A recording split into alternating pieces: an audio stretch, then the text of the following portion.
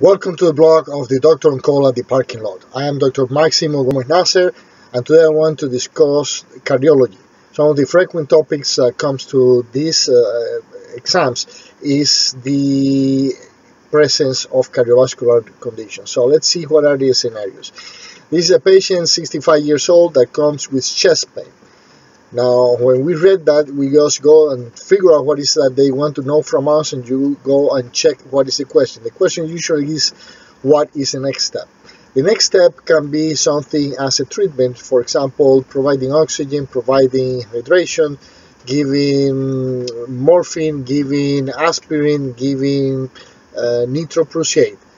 Or the choices could be something like, for example, tell me what is finding out a troponin level, finding out CPK-MB, finding out repeating the EKG in 4 hours, conducting arterial blood gas, or conducting a chemistry 7.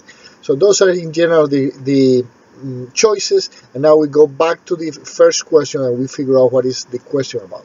They tell us that the patient is 67 years old, is an executive from Wall Street that lost a lot of money during the hedge funds collapse in 2008, and he is also very uncertain now because of the elections and because he doesn't know if there's going to be chances to make a laundry money from all around without being accountable, and to the people that put in the money, as well as to the stock markets, and so to the people that are there asking for managing their money.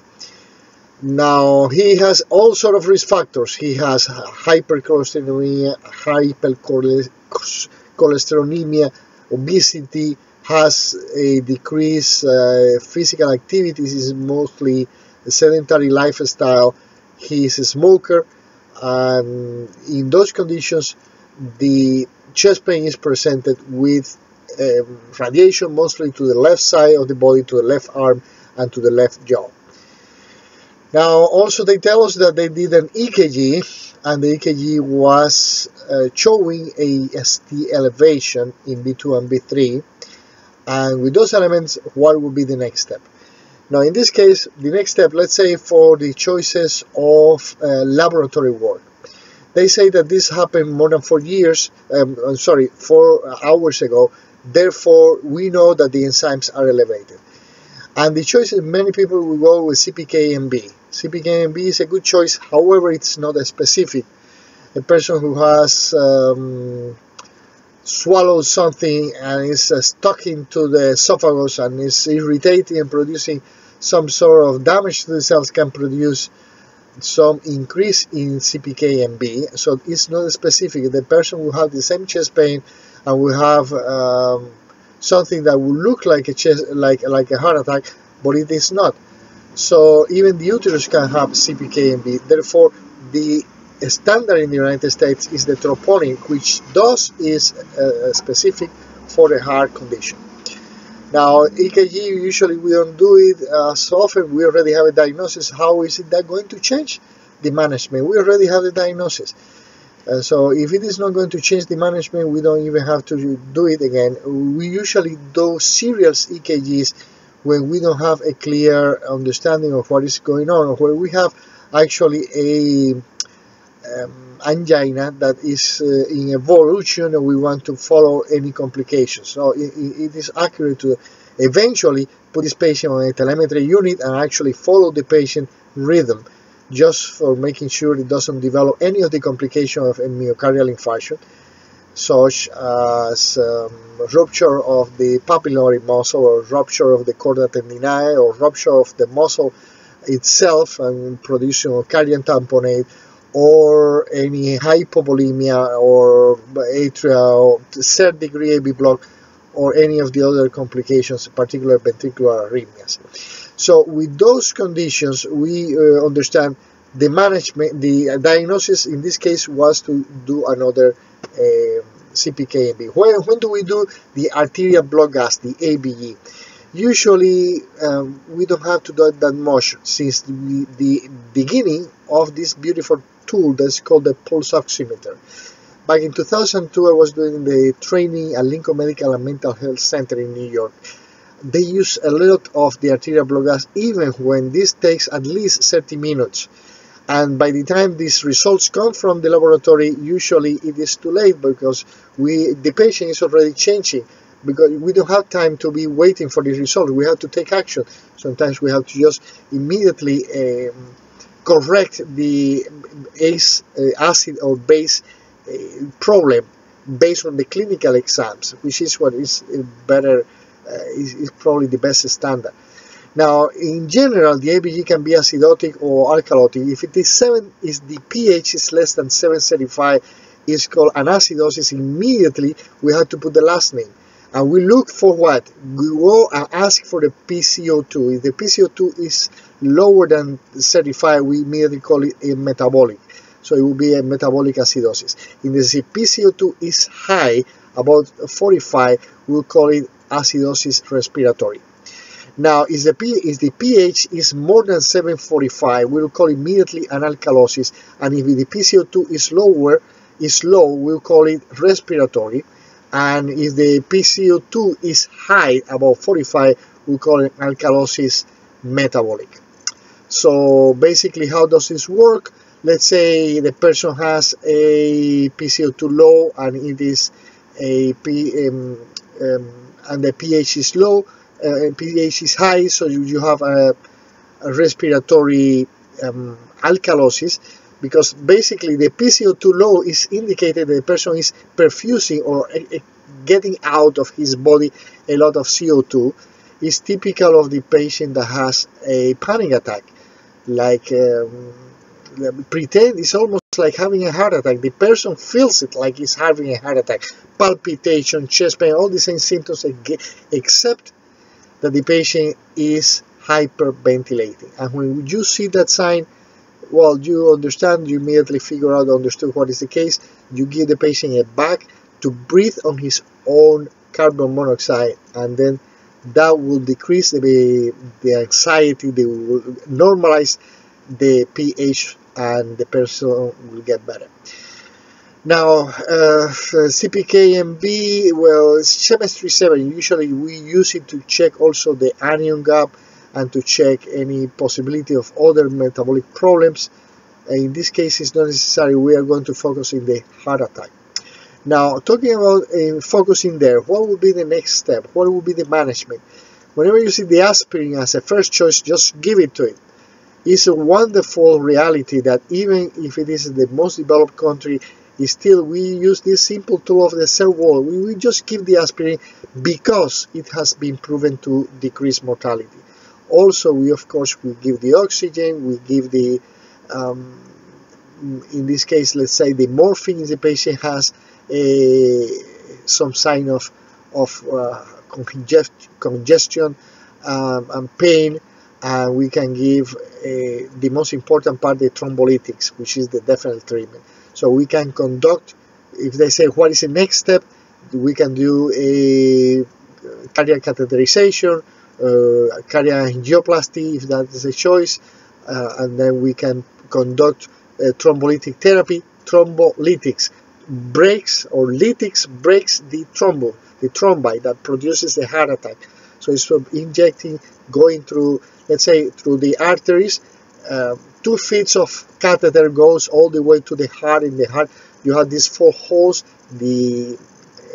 For the coronaries, the 2 arterial coronary, the 2 veins coronary, and then we inject, or actually access with that access, with the catheter to lyse, to destroy, to clean the area. Usually the coronary, because of these risk factors, develop some propensity to clots, and then when you go through that and you inject the thrombolytics, I can help. So also the next step, if that doesn't work, is the CABG, what is called coronary artery bypass graft. So you have mammillary arteries and just anastomose, just put it together with coronary to provide extra oxygen in these cases. Now, how do we differentiate? In this particular patient, we had ST elevation. Sometimes we don't have instead ST depression, or we have a peak T wave or inverted T wave, which will indicate ischemia. Now, for the heart attack, we will give, or say, the aspirin. We can give heparin drip. We can even give it bolus heparin. Sometimes we don't even know if there is a PE concomitant because we don't know. The symptoms can be similar. The patient has a high heart rate. We want to be sure. And then we provide the thrombolytics if there is not evidence of bleeding. However, in the case of the ischemia, what we're doing is actually we can do the whole same thing, but actually we have this type of new drugs called the glucoprotease 2B3C, like eptofibatide, the abcipsimab, and the tirofiban. So these are like $1,000 the dose, but it's something that is used to actually target the clot formation, because in the heart attack we have the clot that is already formed and has produced damage and necrosis. And so it's a clot formed. In this case, it's a clot forming. There is no necrosis yet, and we can prevent that, and we can access that by targeting the coagulation cascade. So basically, these are the drugs: eptofibatide, abcipsimab, tirofiban. Now, in terms of, let's say the patient comes with CHF, with signs of CHF, we can have right heart failure, left heart failure. Right heart failure mostly will show, if patient shows us the jugular vein distension, the hepatosplenomegaly. It can have the edemas in the lower extremities. In the case of the left heart failure, we will have the rails at the level of the lungs that can be ascending rails. We have to check well, because at some point it even has such level of edema that doesn't allow us, so it's galloping in some way rails, and it also will give us high blood pressure and give us a heart rate. Therefore, the treatment here will be using diuretics mostly. We can start with furosemide 40 milligrams intravenous, or eventually we can move to osmotic digital diuretics like nitroprusside. The digitals still have a wonderful role to help us in the function of the heart failure, and we can use the, in this case, if they ask you, do you use hydralazine? We don't use the hydralazine anymore. If somebody say, give verapamil under the tongue, never, we don't use that anymore. But still, we did use ACE inhibitors in the case of ejection fraction is less than 40. More than 40, I should say. So basically, this is the situation we have in these cases. If we suspect deep vein thrombosis, actually we have to go back and try to figure out, if they ask you what is the next step, we can, or what is the best assessment test, we can say a BQ scan. So a BQ scan is a specific scan that allows to see areas of perfusion and ventilation and in the lungs. So if we see areas of low perfusion, then we can suspect the PE together with the rest of the clinical picture, which is obviously a patient that comes with an increased heart rate, the pain, and the fissures that sometimes doesn't have many fissures, but you just clinically suspect it because of the age and the presence of a lot of peripheral vascular problems. Now, what else? How often are other symptoms here? We can check. We have seen the case that sometimes they can trick us. Instead of a infarction or unstable angina, either a new angina, a new onset angina, or worsening angina, so we can take action there. Sometimes they give us a patient who is usually taking nitroglycerin for pain, and they say in this case that the patient took his 2 nitroglycerin, but the wife didn't see him well and she decided to bring him. And then you ask about how much exertion the patient is doing, and you realize that the patient is doing exactly the same thing, except that actually the patient improved, and then you do not have to get tricked into go into the protocol for myocardial infarction. So it's something that can happen in some of the ways that they can present these questions.